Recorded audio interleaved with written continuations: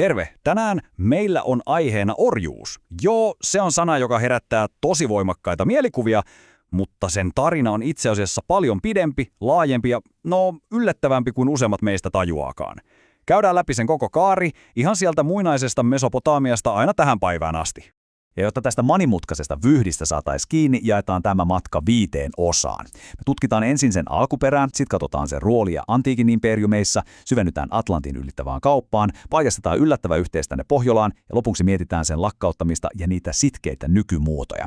Okei, aloitetaan ihan alusta. Miten ihmeessä ihmiskunnan historiassa päädyttiin sellaiseen tilanteeseen, että yksi ihminen saattoi omistaa toisen? No kuten tämä aikajana näyttää, orjuus ei ole mikään yksittäinen synkkä luku historian kirjoissa. Se on sitkeä vitsaus, joka on vain muuttanut muotoaan vuosituhansien ajan.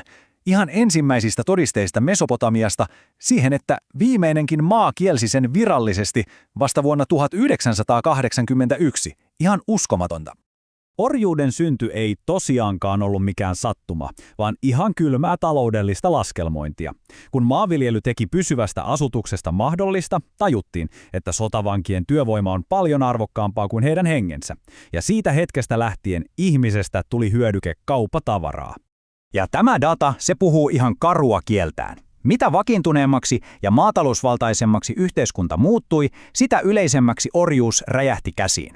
Paimentolaisyhteisöissä jo melkein 3/4 harjoitti sitä jossain muodossa. Tämä taloudellinen malli saavutti sitten huippunsa antiikin maailmassa. Orjatyövoimasta ei tullut vain joku osa yhteiskuntaa, vaan sen ihan perustavanlaatuinen moottori, joka pyöritti kokonaisia imperiumeja. On muuten tosi kiihtovaa nähdä, miten eri tavoin tämä järjestelmä toteutui. Vaikka sekä Kreikka että Rooma olivat orjayhteiskuntia, niin niiden säännöt erosivat toisistaan. Kreikassa laki saattoi suojella orjaa pahimmalta väkivallalta, kun taas Roomassa vapautuminen ja jopa kansalaisuuden saaminen oli yllättävänkin yleistä. Se oli ihan ainutlaatuinen piirre antiikin maailmassa. Jopa uskonnolliset tekstit, kuten tämä lainaus Raamatusta, käsittelivät orjuutta ihan arkipäiväisenä asiana. Se, että orja rinnastettiin omaisuuteen, se kertoo kaiken siitä, miten syvällä ja miten hyväksyttinä tämä käytäntö oli. Nyt siirrytään vaiheeseen, joka muutti maailmaa pysyvästi. Atlantin ylittävä orjakauppa ei ollut vain yksi orjuuden muoto. Se oli teollisen mittakaavan globaali järjestelmä, jonka vaikutukset tuntuu edelleen. Ja kysyntä määritti sen, kenen elämä tuhottiin ja miten. Eurooppalaisten siirtokuntien plantaasit huusivat miestyövoimaa, kun taas arabimaailman markkinoilla haettiin pääasiassa naisia koti- ja seksorieksi. 2 ihan eri markkinaa, mutta sama julma lopputulos. Nämä luvut, nämä on ihan pysähtäviä. Pelkästään Portugalin laivas melkein 5 miljoonaa ihmistä. Iso-Britannia, Espanja, Ranska, Euroopan suurvallat rakensivat vaurautensa ihan suoraan miljoonien orjuutettujen afrikkalaisten selkänahasta. Yhteensä noin 11 miljoonaa ihmistä selvisi hengissä siitä keskipassasta, siitä julmasta kuukausia kestävästä laivamatkasta Atlantin yli, jossa ihmiset ahdettiin aivan epäihmillisiin oloihin. Ja tämä luku, se kattaa vain ne, jotka pääsivät perille. Miljoonat muut kuolivat matkalla. Vaikka Atlantin kauppa on se tunnetuin, orjuus oli maailmanlaajuinen ilmiö, joka ulotti lonkeronsa todella yllättäviin paikkoihin. Ja tällä tarinalla on myös oma, usein unohdettu lukunsa täällä meillä Pohjolassa. Joo, satojen vuosien ajan Suomi ja muut Itämeren alueet olivat viikingien ja myöhemmin Novgorodin ryöstöretkien kohteita. Erityisesti pakanallisia suomalaisia ja vaaleahiuksia lapsia pidettiin todella arvokkaina luksusorjina, jotka myytiin aina Keski-Aasiaan ja Lähi-Itään saakka.